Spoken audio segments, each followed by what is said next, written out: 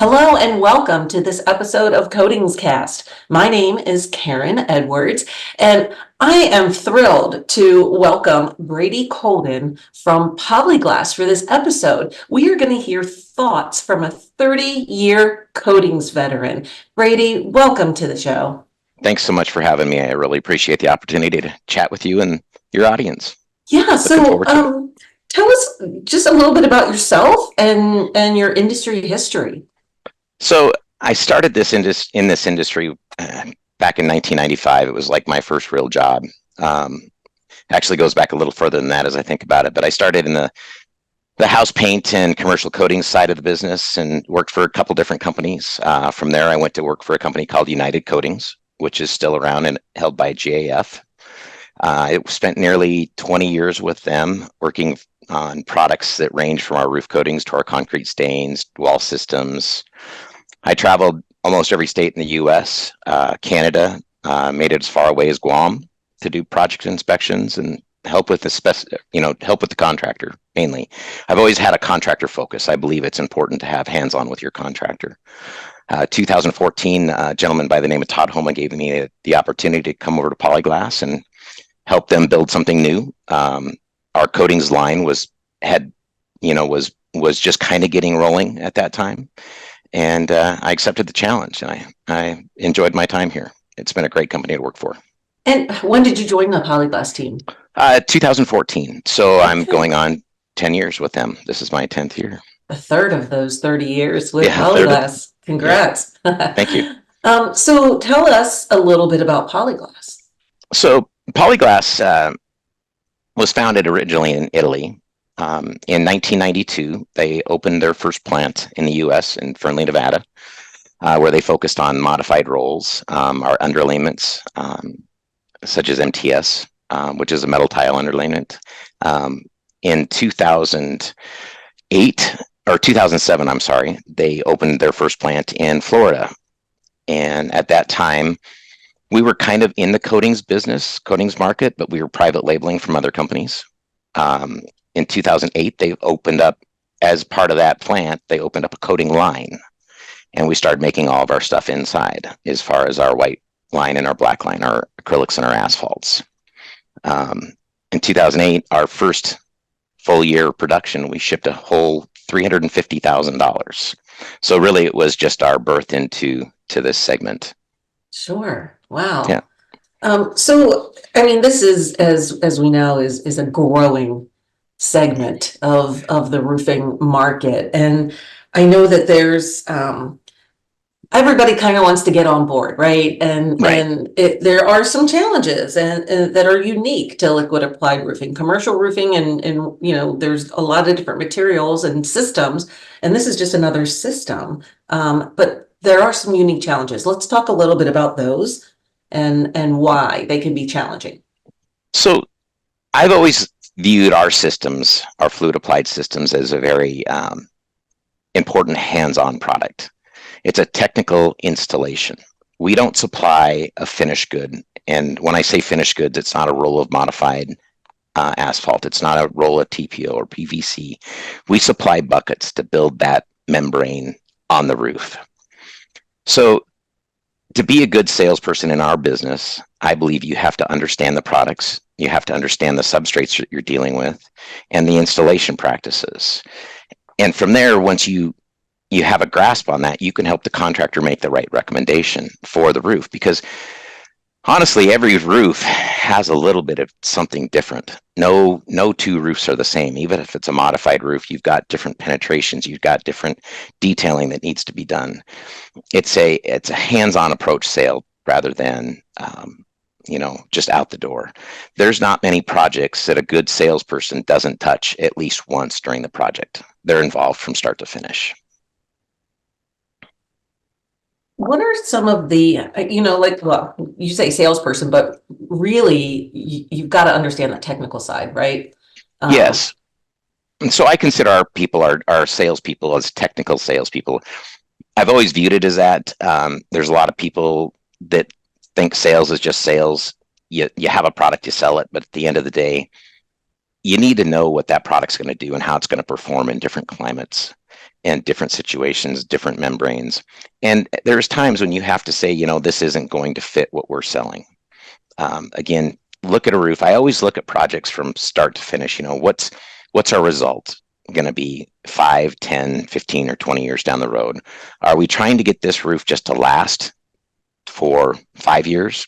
Because if we are, then we approach it differently than if we're trying to get 20 years out of it. And sometimes you have to look at roofs and go, you know what? I can't give you 20 years on that roof. It's just not a good fit for you or us. So a level of honesty comes into play. I had a client yesterday, in fact, that called me, and we were talking about a roof, and we went through the situation. The originally they wanted the product to be a 10-year type of system. We sat down and looked at Google Earth so we could see the images, see what the roof was doing, see what the standing water looked like. And from there, we decided that if the customer wants a 10-year roof, we can provide an option. But if they want to go more than 10 years, it's not a good fit for a coated roof. Because on top of the coating, there's going to be a solar system on top of it. And when you start talking about overburden, if there's a problem underneath the solar, it becomes a bigger challenge for the building owner and the contractor to repair. So sometimes a system like our modified polyfresco would be a better fit for that roof than coating it. Okay, so you've seen, companies like Polyglass shifting to kind of help contractors and building owners make the right decision for their roof, and they're doing this through people like yourself, right, who have been in the industry for so many years and understand that challenge.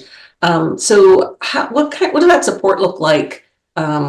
When you said you got a call yesterday, was that from the contractor or was it from the building owner? And how easy is it for them to get assistance from you? My contractors that I work with directly, this was from the contractor. The people I work with myself are typically national accounts. They're doing stuff outside of just one city, one state, and I'm pretty accessible. I get a lot of guys that will call me 7 days a week because our roofing crews don't stop because it's Saturday and Sunday. Right. So for me, my goal is always to respond to emails the same day. And if I get a call from a contractor, because I know the numbers, right? If it's important, they don't call me on Saturday or Sunday.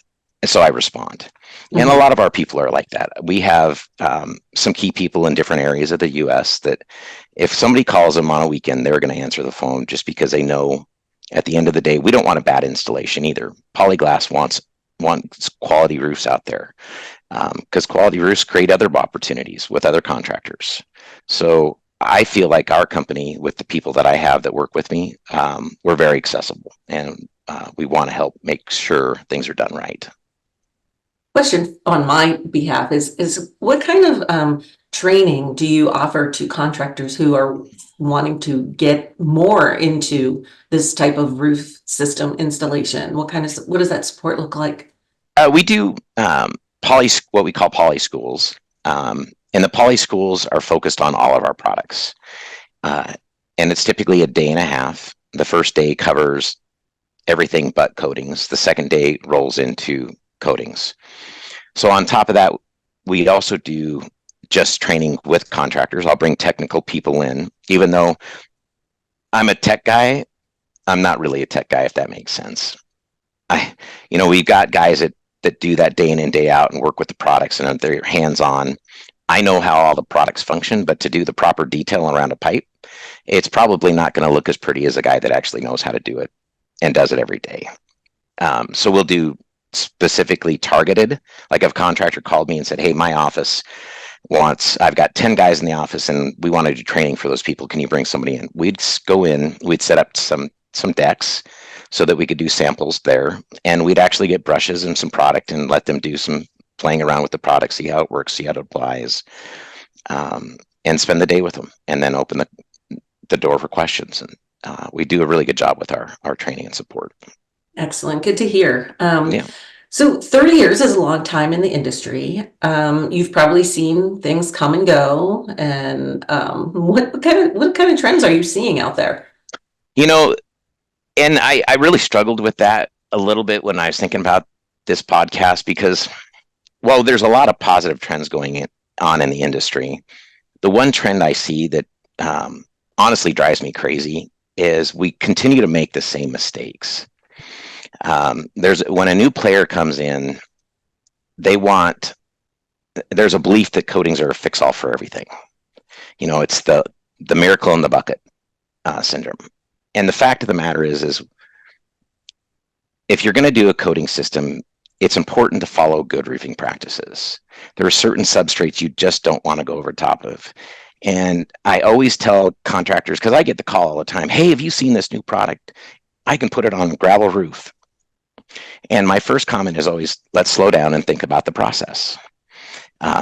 Yes, I know it sounds good. And yes, I know there's a lot of gravel built-up roofs out there. But is this really the best opportunity? Is this really what you want to do? Because it may not work. And I've seen a few that have worked in that situation, but for the most part, I've seen stuff come up in sheets, and then you've got upset building owners, and it gives a black eye to our industry. It makes people think, well, you're not really a system, you're just painting my roof. And that's not what we want to do. We want to create systems, and we want to create systems that are going to last long term for our customers and create less headaches for our contractors. Because the last thing a contractor wants is to be called back out to look at a roof and fix something. Right. Yeah. And the last thing the building owner wants is a problem with their roof that they just had fixed or restored, or definitely. Yeah. And that, it happens more often than not. And again, it's about finding solutions. I think coatings, again, if you look at it about what's the best solution and does it follow good roofing practices, I think that's a great thing. I think when you start looking at, well, maybe it'll work, I don't know. I just worry about that. But, the other thing that's really changed in the industry since I've been doing this is when I started in 95, the bulk of the business was acrylic based. Silicones, while we had at United, we had all types of products, from acrylics to silicones to urethanes, asphalt products. Acrylics kind of were the top of the line at that time. Urethanes had played into it earlier in the fluid applied industry. Then it went to acrylics. Silicones were just kind of taking off. But I'd say in the last 10 years, silicones have really taken a large portion of the market share. Whereas 95% of what I sold was acrylics in my beginning years, I'd say now it's about 50-50. And there's some reasons for that. Silicones have less problems. They're less problematic for the contractor when water's standing on them. And there's not many commercial type roofs that don't have some level of bonding water or bird bathing. So that's been a good change. That's helped the industry because it's grown. It's created more opportunities for us for sure. It's interesting because if you listen to if you're on any of the social media groups with, for roofing contractors, and there's often discussions about acrylic versus silicone. And some people love one, hate the other, vice versa. I often hear it's because of once you put down silicone, you can't put anything else down. And, so what, well, you're about 50-50, is it going to depend on what are some of the factors that can help you decide whether silicone or acrylic is the right choice for that building? So the first part that comes into play with that is what is the contractor's comfort level? Because they're going to imply to you what they feel good about using and what they don't feel good about using. And like you said, some contractors believe silicone is the only way to go. Some people feel acrylic is the only way to go. So I listen to it's important to always listen to our customer, hear what they want, because they're going to tell you what they want. I look at, and then when we start looking at the job, I look at what does the standing water look like on this roof? And there's situations where, and a TPO restoration is a great example. You have lots of little bird baths on that roof. It's just the nature of the product. So when I look at that and see that level of water, if let's say that 35-40% of the roof holds some level of water, I automatically lean towards a silicone product just because I know from past experience that if they just go up and coat that roof without any fabric reinforcement, you're probably going to have some delamination in those bird baths. So the first thing I always look at when I look at the roof is the water. Um, and then from there, you start looking at what does the contractor's equipment look like? Does he have the ability to spray silicone? Do they only have the ability to spray acrylic? Because that plays into what product they can even get on the roof. Or maybe we start looking at, do we recommend this is a rolled application versus a sprayed application? Or what I like to call pump and dump, where they'll actually put the pump on the ground and put a ball valve on the end of the hose, and they just pump it up there, and they'll squeegee the stuff out to level it out. Silicones offer the advantage of they can be a one coat application, where acrylics are always going to be a single layer or multi-layer. I'm sorry. The other thing that plays into it is weather. Silicones have a much larger window for installation than acrylics do. If you don't have 50 degrees and rising with acrylics, I really avoid that situation, and I prefer not to get much below 65, because it's not whether it dries, it's when it's going to dry. And whether or not water sits on it, because a lot of times in those cooler temperatures you get night moisture that'll sit on top of the acrylics, and that causes problems. Whereas silicone, I've been on jobs, and this goes back to good roofing practices. What I'm going to give you as an example wasn't really a great roofing practice, but the contractor was doing it. He sprayed right up until it rains, and as long as the deck is dry, you're okay. But when that water sits on top of the silicone, it dimples it a little bit, but it doesn't damage it. And silicone is a moisture cured product, so it needs moisture in the air. You just don't want gallons of moisture in the air. So again, first thing I do is look at the contractor, look at what he likes to use, and look at what his abilities are. And those things are what leads my first key thoughts on what we should do with that roof, if that makes any sense. Sure. Yeah, absolutely. I wanted to talk a little bit about coatings versus liquid applied systems. We've a lot of different names, I feel. Right. So what are the differences, or are we just using a word interchangeably? I think it really is a word that's interchangeable. I think when we talk about that stuff is, and coatings are coatings, right? The first thing that everybody thinks about is you're painting my roof. Well, not really. But with that being said, there are situations where we'll just do a coated roof. And a coated roof is typically, we're just looking for UV protection. It's a newer roof. We want to put, and a good way, and this is kind of in a term that I've heard for the last 20 years, we're putting sunscreen on. It's no different than when you and I put sunscreen on our bodies. It's a sunscreen to reduce early or premature wear on the roof surface.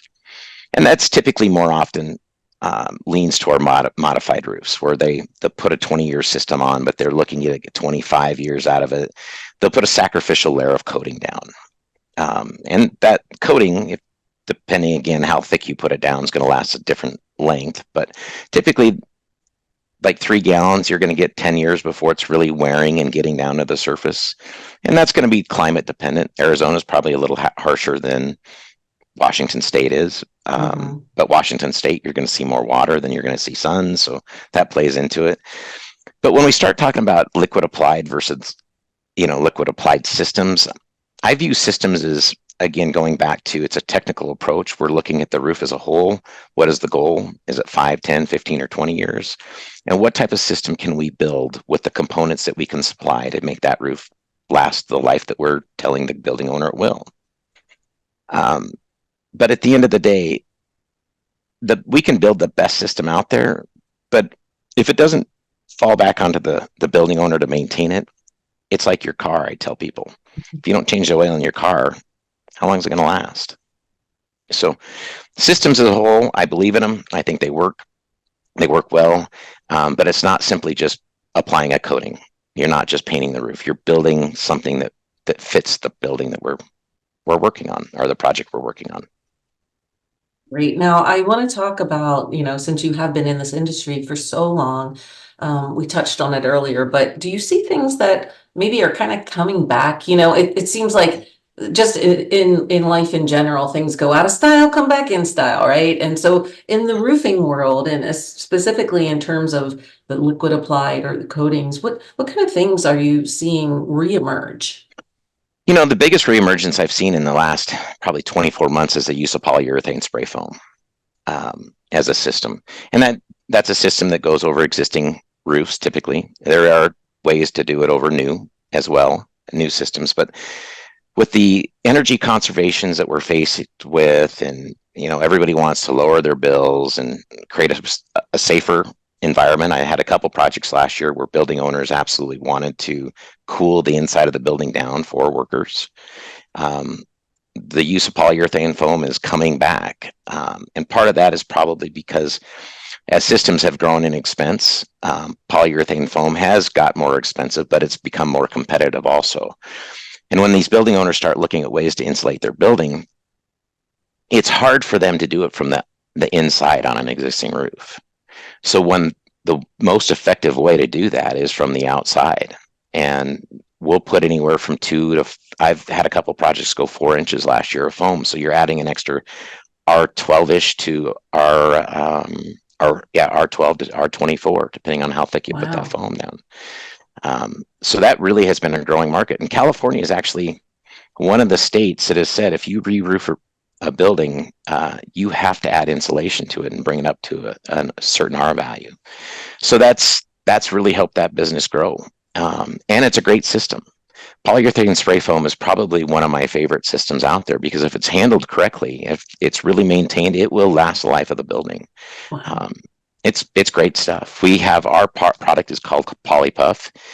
We do coat it with either Polybright 70 or our Polybright 90 silicone, one of the two.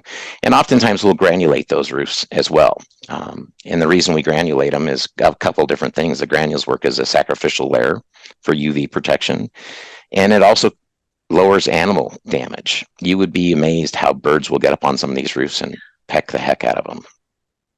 So it's been fun because I like polyurethane spray foam systems. I did a couple of really nice projects last year, one in Reno and one in Sacramento that were fantastic. And do you get to hear the feedback afterward, from those systems like, wow, yeah, it's much more comfortable inside the building? Or, is it kind of like, well, it's limited because typically if I get feedback, it's something bad. No. Yeah. So the feedback really is when you get another opportunity with the same client. Right. That's where the feedback is. It obviously is working because they want to do it again, and then they want to do it again. So that's where the feedback comes from is you provided a successful system and they're happy with it. So let's do another one. Okay. So what are some of the things in the industry that don't change because they work? The importance of good roofing practices, again, that just doesn't change. The core chemistries, the acrylics, the silicones, the urethanes, the spray foam, it's amazing to me how much is the same from, nearly 30 years ago. The same key resins are used in our acrylics as are used today. They get better over time. They tweak them and make them better, but they're still called the same exact thing as they were 30 years ago. So the industry it's funny how it doesn't change, but it does change. I mean, there's little tweaks and things, but it's really not, it's still the same old industry it was 30 years ago.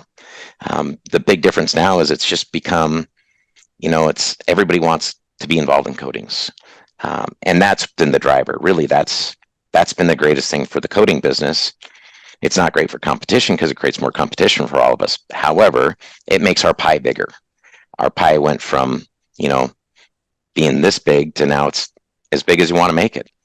Right. Yeah, there's a lot of opportunity, and it's evidenced by the number of people getting into offering coatings, whether that's manufacturers, contractors, whatnot. It's nice though to be part of a company like Polyglass that has that proven track record of success since 1995. Right. It's been a lot of fun. And Polyglass has grown a lot since I've been here. When I first started from where we're at now, I mean, we've started, not only do we have our plant in Florida, we have a standalone plant in Phoenix. Expanding our plant in Fernley to take on some of our asphalt products. So it's been a great growth path from where we went at 350,000 our first year to being a multi-million-dollar coatings business with 2 plants, one that's dedicated and bringing on another one at some time in the next 1 to 2 years for black line products. I think it's great. It's a great growth path. Our ownership supports it all the way from a pay down. So you can't really ask for much more, right? If people are supporting you, that's what you need. Right, right. Yeah. And it wouldn't continue to grow if it was not doing the job that it was meant to do. Right, exactly. So before we wrap up, I just, having been with your background and your experience, do you have any advice for contractors that are looking to get into coatings? It's really important to understand not every roof should be coated. I think that's probably one of the first things I would tell somebody. And I can tell you in the last 10 days, I've walked away from probably somewhere in the neighborhood of 300,000 feet of roofs. Wow. Now we're trying to get modified products on them, but just the situation, they're not good candidates. And I think it's important to be honest with your contractor, with your building owner, that not every roof should be coated. Understand that every roof is different, whether it's a modified roof or metal roof or TPO. There's always going to be slight things that you have to change in the spec. Don't be afraid to call me or one of our people for a spec for every job, because every job's got slight tweaks. Yeah, the basic spec is the same, but just be aware that it's okay to call and ask questions. I think it's really important to always ask questions. And again, follow good roofing practices. If they're we don't want to build a pond liner. We're not in we're not in the business of pond liners. If they're standing water, they're standing water. Let's address that. And then I think the most important thing is to find a partner that you can really work with, that you trust, that have sales people that are going to be there to support you, whether it's on the phone or on the job. Partner with somebody that's going to back you if things go bad. Partner with somebody that's going to be there to help you when you need help. I think that those are the keys. Those four pieces are the keys to success in this business as a contractor. And I'm talking to a guy right here. His name's Brady Kolden, who can give you that help and get you pointed in the right direction. Brady, this was a great conversation. I want to thank you so much for being here today. And I want to encourage all of you to visit coatingscoffeeshop.com. Polyglass has a full directory on there with their contact information, with information about their products, links with how to get a hold of them. So if you're thinking about it, now's the time. We're getting into full-blown roofing season here throughout the US, and don't wait, right? You'll get started and wonder why I didn't do this 5 years ago. Thanks, Brady. It was a pleasure to talk with you. Thanks for being here. Appreciate your time. I appreciate being here. It was great. The opportunity is very. I appreciate it a lot. Polyglass and it's important that we're out there. We want to be leaders in this industry. So thank you so much. Yes, thank you. And thank you all for listening. Be sure to follow us on social media. Listen to future episodes on your favorite podcast platform. We are out there, and we will see you next time. Bye-bye. See ya. Thanks.